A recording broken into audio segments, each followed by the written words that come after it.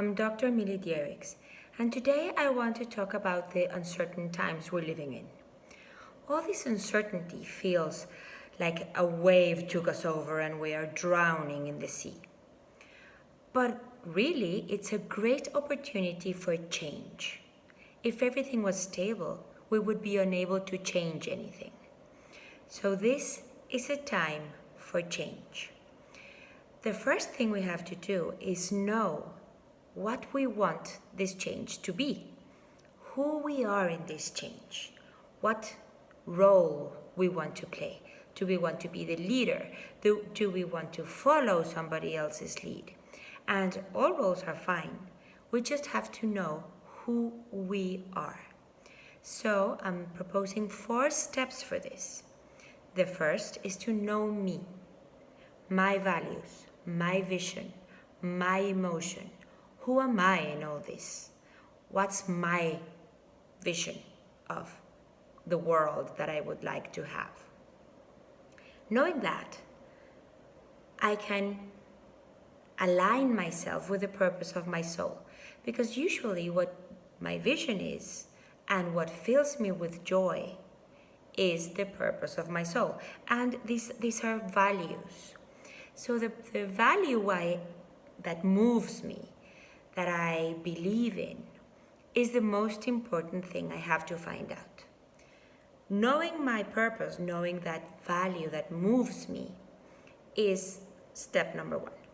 After I know this, I have to know the action that takes me to do that or to participate in that value.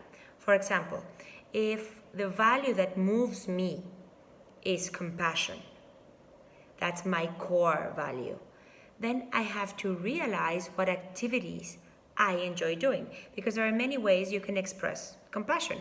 You can be, you can save dogs from the street. You can be a savior of whales. You can help an orphanage that takes care of children. You can participate in human aid around the world.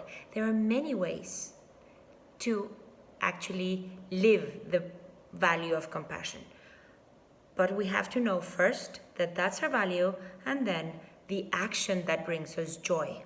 Because the purpose of our soul always brings us the feeling of fulfillment, of joy. We love doing what we're supposed to be doing. That's our soul's character.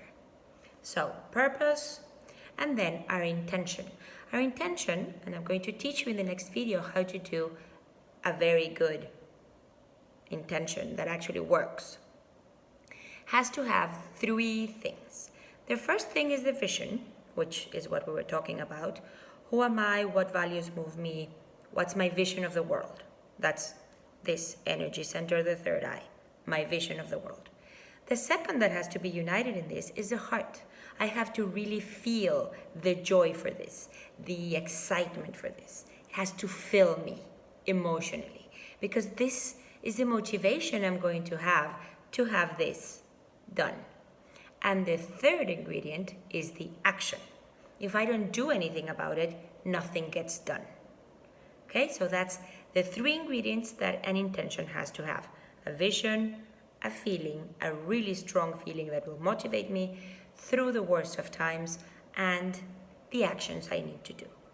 Okay, so I'm thinking about great thinkers like Gandhi, like Mandela, who had such a clear vision of what they wanted to achieve. They knew the emotion, and this emotion managed to pull them through all these difficult times. Remember, Nelson Mandela was in jail in Robben Island. He was tortured. He was there for a long time, and he still wasn't broken. He still had his vision. He was writing his book in tiny scraps of paper and hiding them between the stones, and somebody was smuggling them out of prison so he could carry out his vision. And he did. Of course, not all of us are Nelson Mandela or Gandhi, but we can be part of the movement of a Nelson Mandela or a Gandhi. They would not have achieved anything by themselves. like we cannot, I can't change everything. I can't change the climate. I can't save the environment by myself. I can't do big decisions in the economy, but I can certainly participate in the change. All these changes are a team effort. And every single societal norm and law we abide by is a human arrangement. We agree to participate in a certain society with certain rules. And if we agreed this in the first place, we can change it. I can't change it, but we certainly can. In a team effort, together. So that's why it's very important to find your group, which is the next step. After I know my purpose, I know my intention, I know what I want to do, I have to look for my tribe.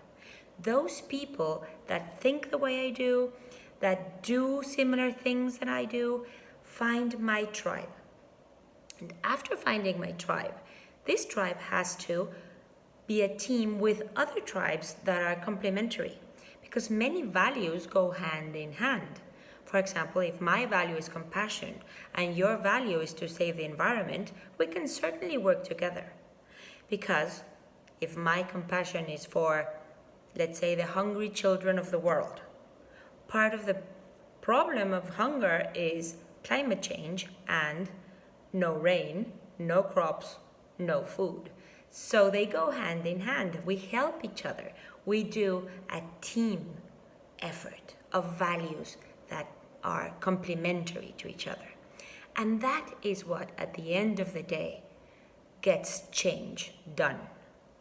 But first we have to know what change we want done. If we are not aligned in ourselves and we're not convinced of the change we want, nothing will work. And if I don't do something about it, if I don't go out there and actually do the actions necessary for my vision, it won't work. That's why we need to do an intention with these 3 aspects. Okay, we're going to do that in the next video. But it's very important that I know where I stand, what I want, who's my tribe, and what are the actions needed from me to bring about that change. And taken from a higher perspective, every single one of us that's here alive now today, we decided as souls to be here now because we wanted to be part of this crisis and part of this change. So all of us are needed in this change. And at the end of the day, the vision that's going to prevail is the one that has more people, a critical mass of humans going in the same direction. If we can't manage that, it will be a war of visions, as we have had so many in the human history, and I don't know which one will prevail, probably the stronger one or the louder voice. But if we don't want that to happen and we want our vision to have a chance at least, we have to do something about it. We have to be part of the movement. Remember Gandhi, he would not have been able to achieve anything if the people of India did not agree with him, if they didn't help him in his vision, if they didn't go along with him because they shared his values and his vision. So that's what we're doing right now. We have to investigate who we are in all this, what we want, without paying any attention to the turmoil outside. I have to be sure in myself and in the change I want. And then I have to go and do something about it. That's the basic premise right now. It doesn't matter that the wave is going all over the place. It doesn't matter that everything feels upside down. It is. But if it wasn't, it would be very difficult to change. A stable environment is not good for change. So, what world do we want? What reality do we want to live? Why did we decide to be here now? That's very important to have clear. When you have that clear in yourself, all the turmoil outside doesn't deter you from your vision. If things get rough, think of Mandela in prison. This did not deter him from his vision. Another example, Viktor Frankl, concentration camps. He was a Jew in a Nazi concentration camp. And he found out that having a purpose, which is why purpose is so important, was the ingredient necessary to be able to withstand whatever life threw at you, like being in a concentration camp. Without purpose, we are like ships without mooring in an angry sea. We need that mooring of having a purpose to be able to be stable in the angry sea.